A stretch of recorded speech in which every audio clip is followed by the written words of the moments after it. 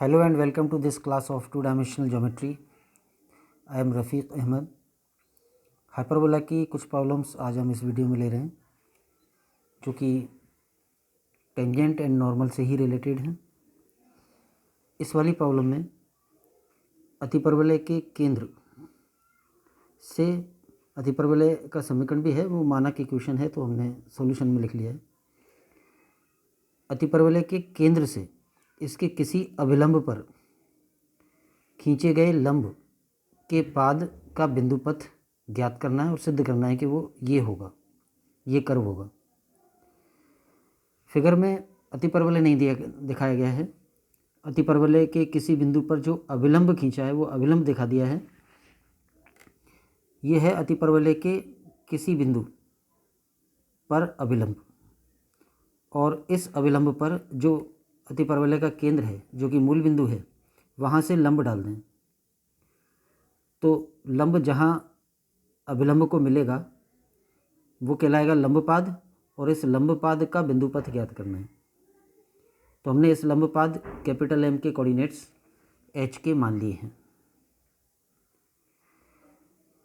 ये अतिपरवलय का कोई अभिलंब है, और ये अभिलंब अतिपरवलय के जिस बिंदु पर भी अभिलंब है उस बिंदु का प्राचल फाई मान लेंगे तो इस अभिलंब का समीकरण आ जाएगा।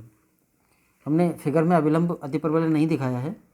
जैसे ये अतिपरवलय है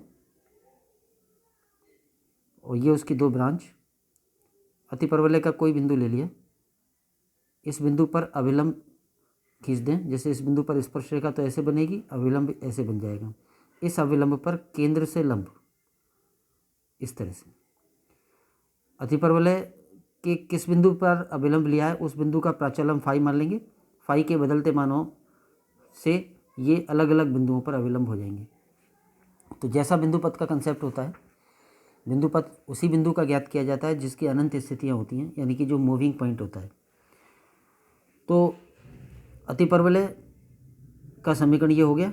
इसका केंद्र मूल बिंदु 0 0 है और इसका कोई अभिलंब होगा अतिपरवलय का कोई अभिलंब, यानी जिस बिंदु पर अभिलंब लिया उस बिंदु का प्राचल फाई मान लें तो उस अभिलंब का समीकरण ये हो जाएगा। ax sin phi plus B Y बराबर a square plus B square into ten phi.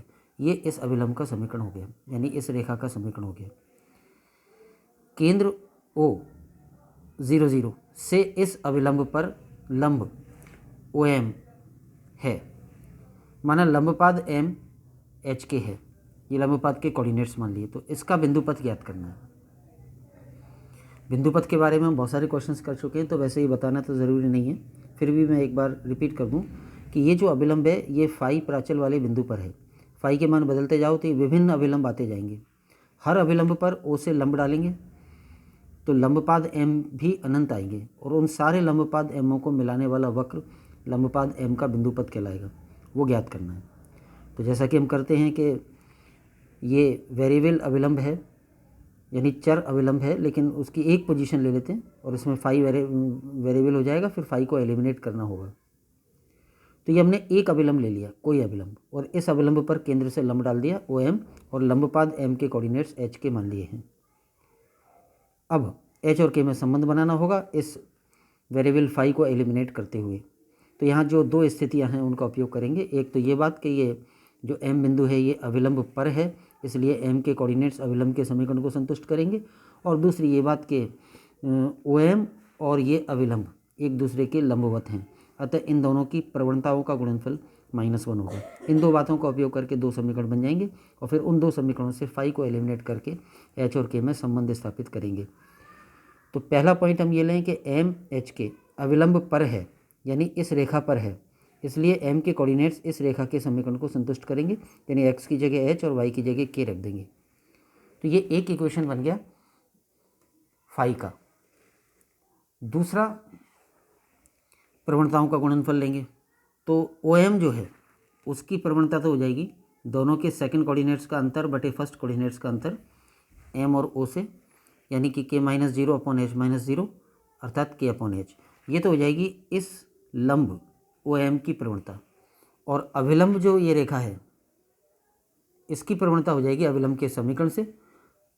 किसी रेखा के समीकरण से उस रेखा की प्रवणता कैसे निकालते हैं?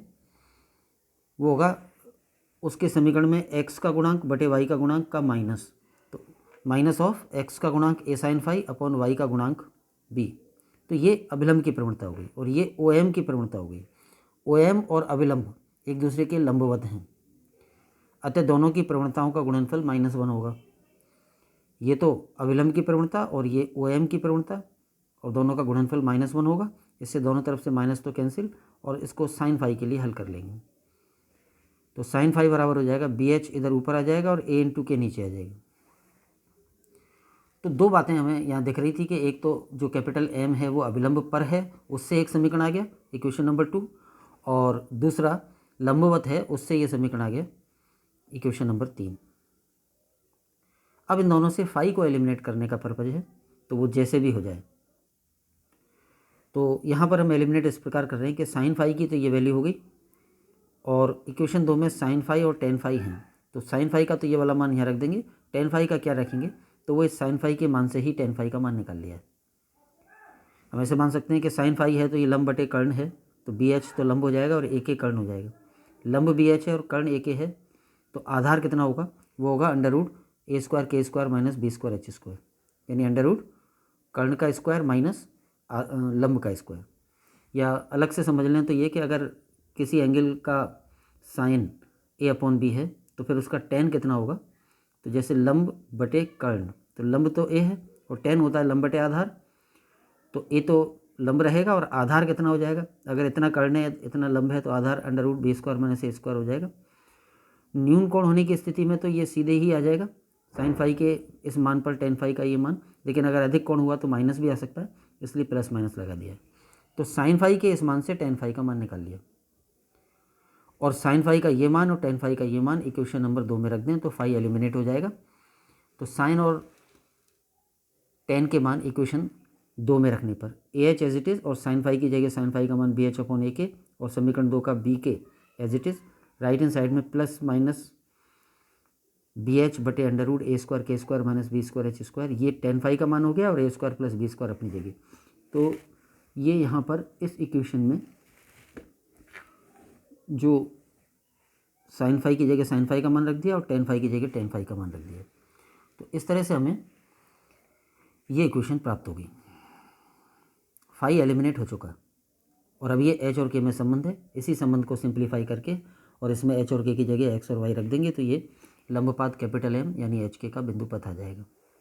सरल कर लें, A कैंसिल हो गया, ये टर्म हो जाएगी B/H² बटे K, और ये BK, और ये प्लस माइनस को समाप्त करने के लिए पूरी लेफ्ट हैंड साइड का होल स्क्वायर भी कर दिया। सरल करने के बाद इधर ये टर्म होल स्क्वायर करने पर, जब इधर होल स्क्वायर किया है तो इधर भी करेंगे, इस पूरे पर भी स्क्वायर लग जाएगा, तो ये स्क्वायर हो जाएगा, ये B² H² और ये रूट हट जाएगा।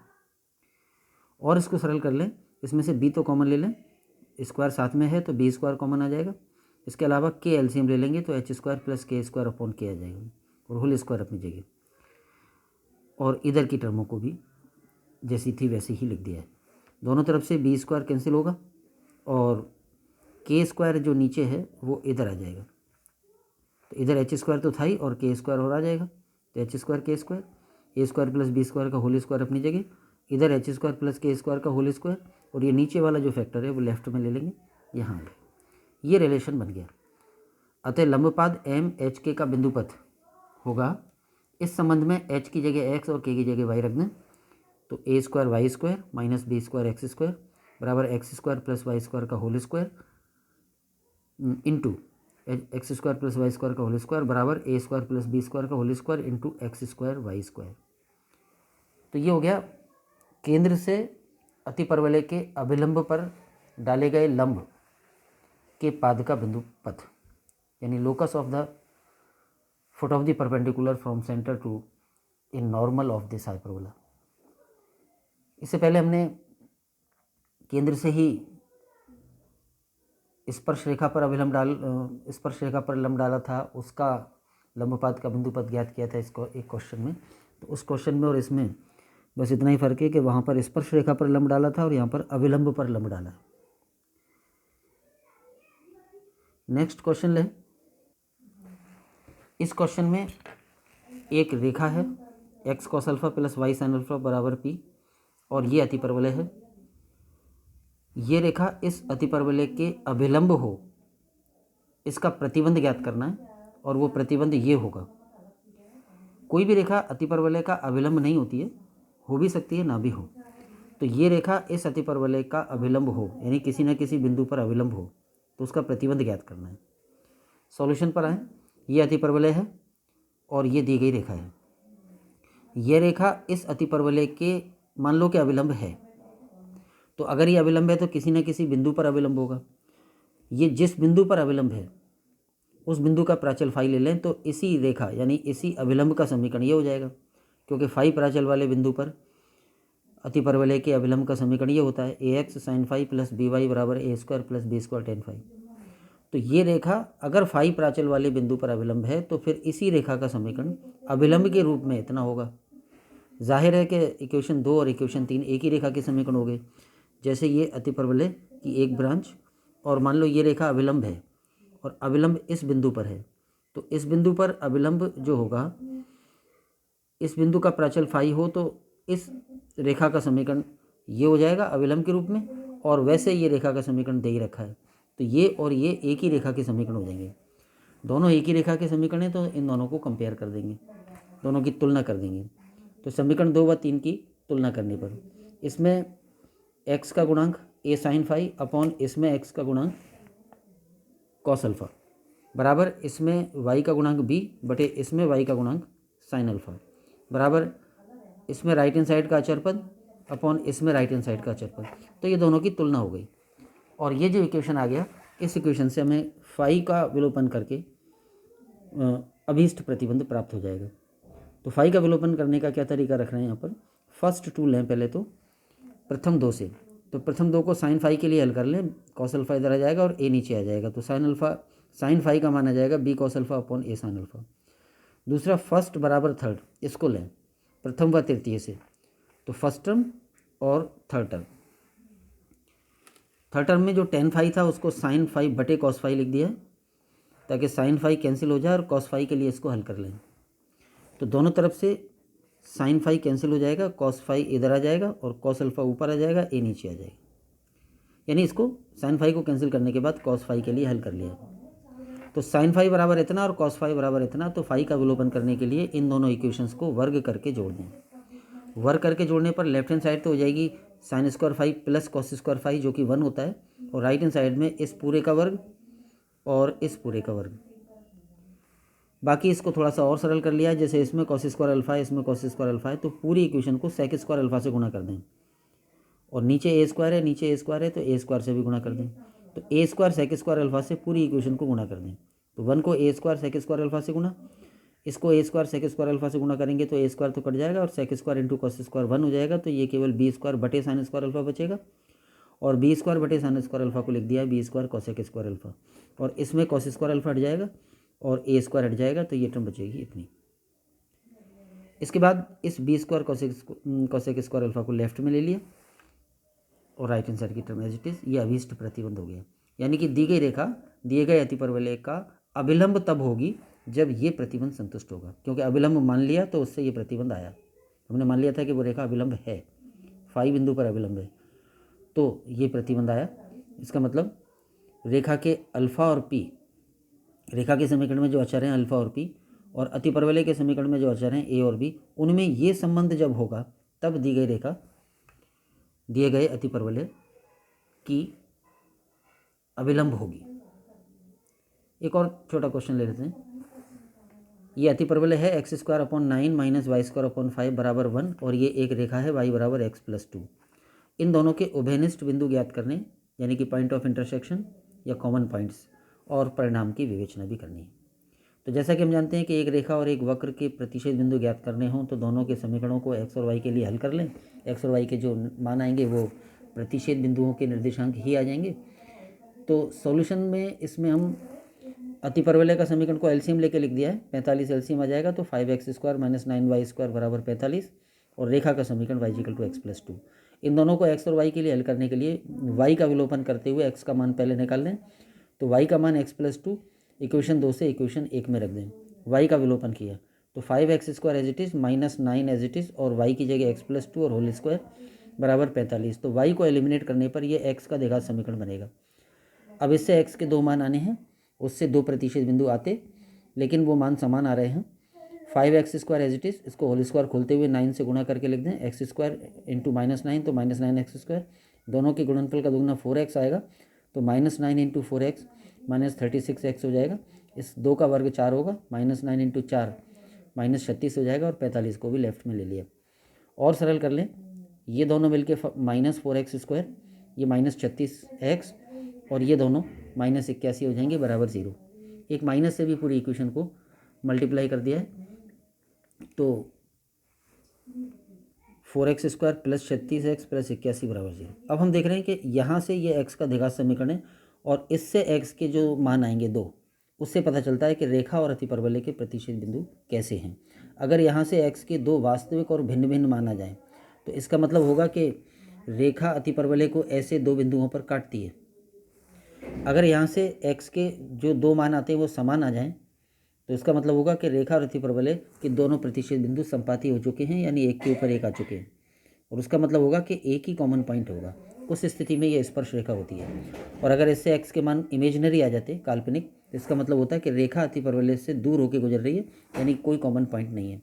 यहाँ पर हम देख रहे हैं कि ये कंप्लीट स्क्वायर बन रहा है, होल स्क्वायर है। 2x, इसका वर्गमूल 2x, इसका वर्गमूल 9, दोनों के गुणनफल का दोगुना बीच में है, तो ये वैल्यू 2x प्लस 9 का होल स्क्वायर होगी। होल स्क्वायर हो गई तो 2 समान फैक्टर आ गए, 2x plus 9 and 2x plus 9। तो इससे x की वैल्यू -9/2 आएगी 2 बार, यानी दोनों समान आएंगे। x का एक ही मान आ गया, या ये कह लो कि 2 मान आए, दोनों समान आए, -9/2 एंड -9/2, क्योंकि होल स्क्वायर है, 2 बार है वो फैक्टर। x का ये मान आ गया, तो x का ये मान यहाँ इक्वेशन 2 में रख दें। इक्वेशन 2 में x की जगह -9/2 रख दें, तो y का मान -5/2 आ जाएगा। अतः रेखा एवं अतिपरवलय का केवल एक ही उभयनिष्ठ बिंदु हो गया, जिसका x कोऑर्डिनेट -9/2 और y कोऑर्डिनेट -5/2 हो गया। और क्योंकि एक ही उभयनिष्ठ बिंदु है, तो ये स्थिति है। इसका मतलब ये है कि ये जो रेखा थी वो अतिपरवलय की स्पर्श रेखा है। इसमें ये जो कहा गया था कि परिणाम का विवेचन कीजिए, परिणाम का विवेचन ये है कि ये रेखा अतिपरवलय की स्पर्श रेखा होगी। तो आज इस वीडियो में ये 3 क्वेश्चन ही थी, बाकी अगले वीडियो में लेंगे। थैंक्स टू ऑल, जय हिंद।